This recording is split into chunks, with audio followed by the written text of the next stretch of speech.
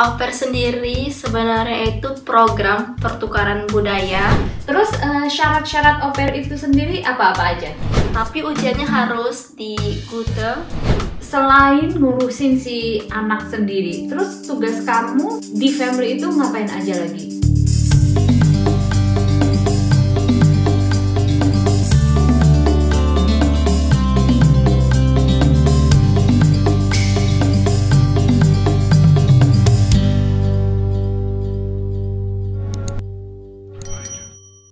Kalau kita udah ngomongin soal kerjaan atau job desk, sekarang kita ngomongin haknya si au pair nih. Nah, ini pasti banyak nih teman-teman yang nungguin tentang cerita Taschengeld, cuti dan sebagainya.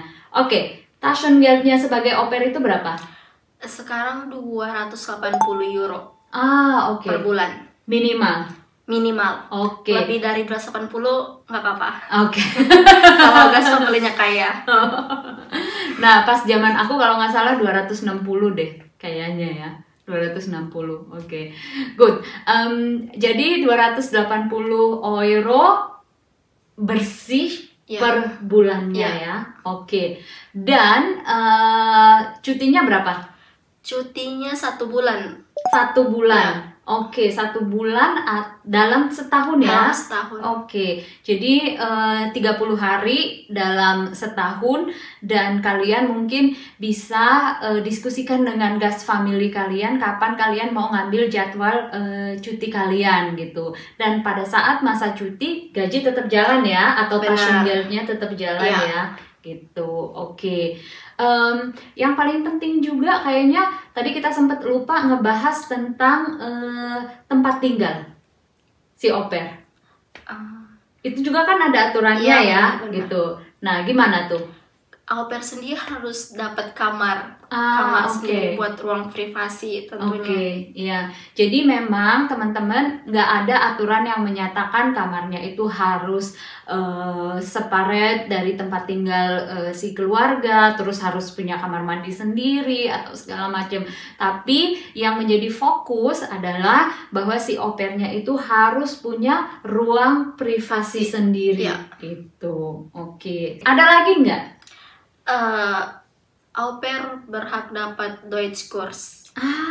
Oke. Harus ya? Ya, karena di Vertrag juga ada Deutsch Kurs, harus dapat 50 euro per bulan. Oke. Jadi si gas family membiayai kursus bahasa Jerman untuk au pair 50 euro per bulannya.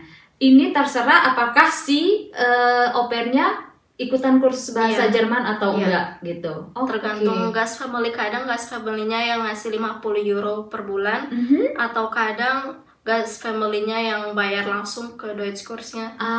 Oke. Iya. Nah, ini kayaknya juga sesuatu yang baru karena pas di masa aku atau di zaman aku kayaknya nggak ada. Jadi Deutsch Kurs itu harus kita sendiri yang ngebayar. Jadi Ulfa ini syukurnya sampai di bulan ke-10 sekarang, alhamdulillah perjalanan dengan gas family yang sekarang baik-baik aja ya gitu. Dan nah, pengalaman yang seperti ini pastinya nggak semua terjadi di au pair dan di family gitu. Itu kadang menurut aku untung-untungan kali ya.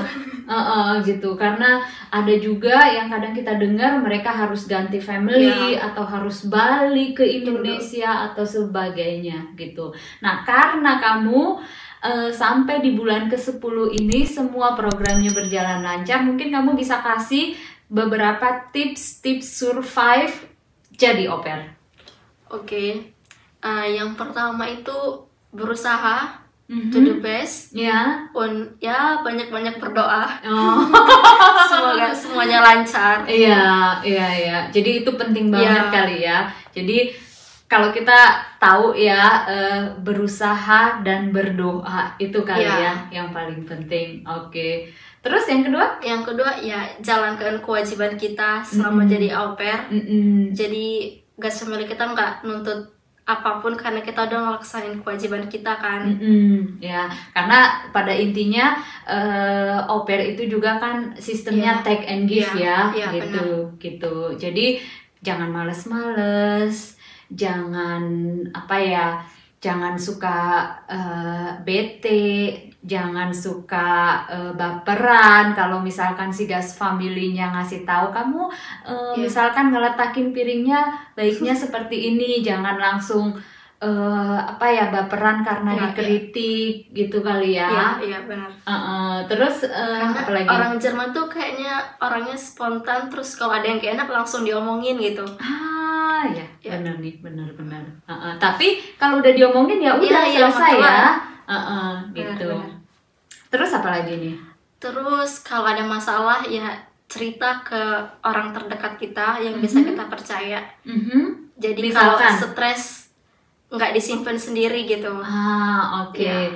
Tapi menurut aku kalau misalkan memang ada masalah di family-nya, kita juga harus berani mengungkapkan ke family-nya kali ya, gitu. Mungkin Ulfa ada beberapa pengalaman yang kamu mungkin bisa sharing. Oh iya, aku kemarin ngebahas soal ini dan endingnya bagus gitu. Oke. Aku pernah masalah Deutsch kursi, kan aku lesnya di Hochschule, dan di situ gratis, cuman kursusnya cuma 2 kali seminggu, tapi guys aku nggak kasih aku 50 euro per bulan. Oke, karena gratis gitu ya. Jadi kayak aku sebenarnya aku dapat 50 euro per bulan atau enggak sih gitu. Aku beli buku aku sendiri. Terus aku chat nih GF aku bilang aku boleh nggak kursus di tempat lain 1 bulan tapi intensif, dan aku bilang itu ada diskon buat au pair 50%. Terus dia bilang oke, aku cek dulu websitenya. Terus terakhirnya dia setuju, dia mau bayarin kurs aku. Nah, berarti komunikasi yang terbuka ya Ulfa ya, gitu. Karena istilahnya gini loh, apalagi karena kita dari 2 culture yang berbeda ini, kadang kan ada hal-hal yang kita nggak langsung ngeh gitu loh. Mungkin kita aja kadang sesama orang Indonesia belum tentu langsung kamu butuhnya apa gitu, aku butuhnya apa, apalagi kalau 2 culture yang berbeda gitu. Bagus nih, dan aku memang bisa mengiyakan juga komunikasi yang terbuka ini penting banget. Kalian nggak usah ditahan-tahan, nggak usah disimpan-simpan gitu loh. Dan pastinya kalau berbicara itu atau menceritakan sebuah permasalahan itu ke orang yang tepat ya. Karena kan kalaupun kamu share ke teman kamu, ujung-ujungnya kan permasalahannya bukan di teman gitu gitu. Oke, bagus nih. Dan satu lagi, kalau kita bikin salah ya harus berani ngomong jujur sih ke keluarga. Aku pernah manggang roti di microwave dan rotinya gosong. Satu rumah bau gosong. Terakhir bapaknya pulang. Apa yang terjadi di dapur, dia bilang. Aku bilang aku manggang roti di microwave terus rotinya gosong. Terus dia bilang, kamu tuh nggak bisa manggang roti di microwave. Manggang roti itu di sini. Oh iya maaf. Tapi dia nggak marah sih, dia cuma jelasin terakhirnya di sini tuh nggak boleh ini, nggak boleh itu, nggak boleh itu gitu. Jadi berani mengakui kesalahan kali ya. Gitu. Untung Feuerwehr atau petugas pemadam kebakaran nggak datang ya. Untung kayaknya nggak ada alarm deh di rumah aku. Nggak ada alarm ya. Kalau nggak bakal mahal tuh. Sekitar 600 euroan deh kalau mereka datang. Terus apa lagi nih, Ulfa? Terus perbaiki bahasa Jerman sih. Penting nih menurut aku. Gimana caranya? Kita kan udah di Jerman, otomatis praktis bahasa Jerman tiap hari. Dan setelah au pair kita harus tahu kita mau ngapain. Benar. Atau balik di Indo, atau lanjut di Jerman dengan program yang lain yang membutuhkan bahasa Jerman dengan tingkat yang lebih tinggi pastinya. Jadi Ulfa mau bilang kali ya, manfaatkan masa au pair ini juga untuk memperbaiki atau bikin target ngikutin atau ngedapetin level bahasa Jerman yang berikutnya Iya. gitu. Kalau keinginan untuk tinggal di Jerman masih ada gitu. Tapi ada juga kali ya teman-teman yang bilang oke, aku cuman ikutan au pair doang, abis itu aku harus balik. Kali aja jodohnya udah nungguin. Gitu. Oke, ya. Bagus nih menurut aku. Terus harus perluas pergaulan kali. Ya, oke. Contohnya dia datang nih ke tempat aku. Caranya pergaulannya apa nih? Pergaulan orang sesama orang Indonesia atau gimana? Ya boleh sesama orang Indo atau ya sesama au pair. Tapi dari negara lain yang berbeda. Lebih enak sih kalau kita curhat karena punya nasib yang sama kan. Iya. Secara ya senasib dengan yang dari au pair internasional, dan mungkin kita juga bisa mendapatkan pengalaman budaya yang lain kali ya gitu. Oke, sip. Terus yang selanjutnya apa lagi nih? Terus jangan baperan. Oh, kok gitu? Ya karena orang Jerman itu nggak suka ngomong di belakang gitu. Jadi kalau mereka nggak suka atau ada sesuatu, mereka langsung ngomong biasanya. Oke, jadi kita juga ya seperti yang tadi kita udah ceritain di awal itu kali ya, jangan dikit-dikit terlalu masukin hati, terus jangan dikit-dikit terlalu mengeluh gitu kali ya, ngebandingin nasib kita dengan au pair yang lain kali gitu ya. Mungkin itu penting juga kali ya, karena kita kan ya namanya seperti yang aku bilang tadi itu kan nasib-nasiban ya gitu. Oke, ada lagi nggak Ulfa? Ada dong pastinya. Ya, coba apa lagi nih? Bongkar nih semua. Jadi au pair tuh jangan boros. Tuh. Jangan kaget dapat duit 280 euro per bulan. Neto loh, gaji bersih atau uang saku bersih gitu. Iya. 280 euro sih sebenarnya nggak seberapa ya. Iya. Cuman kalau kita punya tujuan buat lanjut di Jerman ya kita harus hemat karena untuk selanjutnya kita pasti harus bayar sendiri. Udah nggak tinggal sama keluarga yang bisa belikin kita makanan.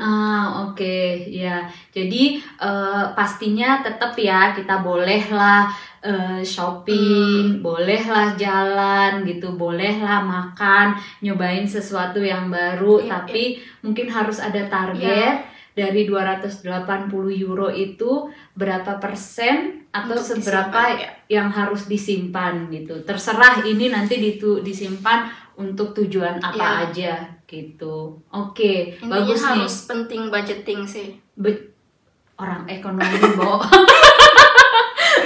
Jadi Ulfa ini jadi cerita nih. Ulfa ini dari mana Ulfa di Indonesia? Lulusan manajemen dari USU. Dari Universitas Sumatera Utara, jurusan S1 manajemen. Ekonomi manajemen atau manajemen aja? Manajemen aja. Jadi kayaknya wajar nih ya, Ulfa juga sangat menekankan beberapa manajemen yang penting soal keuangan gitu. Bagus. Terus ya perlu urlaub kali ya, liburan. Sendiri atau gimana nih? Sendiri, karena sama anak-anak kayak pasti stres juga, nggak liburan namanya kalau sama anak-anak. Mending liburan sendiri ke tempat teman atau ke tempat pacar mungkin. Oke. Kalau punya ya. Oke, iya. Dan maksudnya mungkin ini kali ya, sedikit meluangkan pikiran dan menghabiskan waktu tanpa gas family gitu. Oke, sip. Aku bisa ngerti sih, karena kan kita kadang kalau 12 bulan itu sama family terus dari Senin sampai Jumat ya, terus butuhlah kadang-kadang space untuk diri sendiri, untuk mengatur hari-hari kita itu sendiri sesuai dengan keinginan kita ya. Oke, terus ada lagi nggak? Terus kalau situasi urgent, kita harus tahu harus gimana, mau ngapain. Nah, bagus nih menurut aku. Jadi teman-teman, mungkin Ulfa ini mau bilang nggak semua cerita au pair itu menyenangkan. Benar. ada juga nggak enaknya. Dan di saat-saat kondisi urgent kita harus punya plan B, C, dan yang berikutnya, dan pastinya karena kita orang asing di sini. Nah, kalau ada masalah harus gimana nih menurut Ulfa? Ya, yang pertama sih sebenarnya kita harus tuh lapor KJRI. Begitu sampai di Jerman, itu penting sih. Iya. Oke, ya. Terus kalau emang situasinya sulit banget bisa telepon polisi. Iya, telepon polisi. 110. Oke, terus, gitu. Ya, punya banyak koneksi, jadi kalau ada apa-apa kita langsung bisa minta bantuan ke temen atau ke kenalan kita. Ya, penting nih menurut aku, apalagi kita kan nggak punya siapa-siapa ya di sini. Ya, udah banyak banget nih menurut aku pengalaman-pengalaman yang di-share sama Ulfa, dan di part yang terakhir ini aku mau minta kesimpulan dari Ulfa, segi positif dan negatifnya mengikuti program au pair ini. Gimana? Yang positif dulu deh. Positifnya, ya, bisa tinggal di Jerman setahun tapi dengan biaya yang murah. Oh iya, benar. Ya. Bahkan mungkin bisa dibilang kecuali ya pada proses bahasa Jerman atau pengurusan visa, di situ ada pengeluaran biaya ya. Tapi setelah stay dan hidup di Jerman itu biayanya sangat-sangat rendah ya. Karena dibiayai gas family. Iya, oke. Yang berikutnya? Yang kedua, bisa mempelajari budaya Jerman tentunya. Terus yang ketiga, bisa jalan-jalan ke luar negeri di wilayah Uni Eropa ya. Atau di daerah Schengen. Ya. Secara kan negara Jerman juga banyak banget perbatasan dengan negara-negara lain itu yang kalau secara geografis itu sangat deket-deket gitu. Seperti hari ini nih kita habis dari Denmark. Ya. Ya, itu hal yang positifnya ya. Terus apa lagi? Terus mungkin bisa ketemu jodoh bule. Jadi Ulfa mau bilang nih ke kalian, jadi ini bisa menjadi batu loncatan buat kalian untuk ke step yang berikutnya. Terserah stepnya itu mau apa aja. Apakah kalian mau abis itu ikut kursus bahasa Jerman, memperdalam bahasa Jerman, atau mau kuliah, atau mau kerja, atau mau menikah, atau Ausbildung, atau mau semua komplit programnya. Step by step gitu. Bagus nih, bagus. Terus apa lagi? Terus yang pastinya karena tiap hari ngomong bahasa Jerman, jadi bisa memperbaiki bahasa Jerman kita. Jadi benar nih menurut aku. Jadi apapun nanti ending dari cerita kalian, apakah kalian bilang abis au pair aku balik ke Indonesia, atau masih tetap ngikutin jenjang yang berikutnya, dan kalau suatu saat balik ke Indonesia, pengetahuan bahasa Jerman ini tetap bisa dipakai ya. Mungkin jadi guru bahasa Jerman di Indo. Iya, atau kerja di perusahaan-perusahaan Jerman yang ada di Indonesia ya. Gitu, bagus. Terus yang nggak enaknya atau yang sisi negatifnya apa? Yang nggak enaknya mungkin di beberapa gas family au pair tuh dianggap babu atau putzfrau. Jadi kerjaannya cuma bersih-bersih rumahnya. Jadi babysitting. Iya. Jadi kita nggak mau menyamakan semua pendapat orang, tapi memang ada kali ya stigma dari beberapa gas family yang menganggap au pair itu seperti pembantu mereka juga gitu. Jadi kadang suka dikasih tanggung jawab yang nggak memenuhi perjanjian kali ya. Terus apalagi yang nggak enaknya? Terus ya itu orang Indonesianya sendiri sih nganggap au pair itu TKW. Benar. Iya, jadi sebetulnya stigma-stigma ini nggak hanya dari si gas familinya sendiri, tapi kadang memang stigma-stigma orang di luar sana, bahkan juga orang Indonesia kali ya, maksud kamu ya. Oke. Tapi apapun itu toh kita kan yang ngejalaninnya gitu. Jadi kita harus keep fighting, fokus sama tujuan kita dan jalanin aja dengan apa yang sedang kita ikuti kali ya. Jadi banyak banget ternyata informasi yang informatif banget yang udah di-share sama Ulfa, dan ini informasinya update teman-teman. Ini yang paling penting nih gitu. Jadi aku thank you banget buat kamu Ulfa. Selamat menjalani 2 bulan masa akhir au pair kamu, dan Ulfa berencana akan ngikutin apa nih? Selanjutnya FSJ. FSJ itu apa? Vrijwilliger Sosial. Vrijwillige Sosialisasiar gitu kali ya.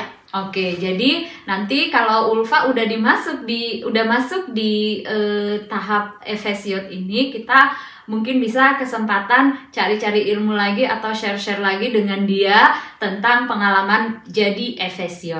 Oke.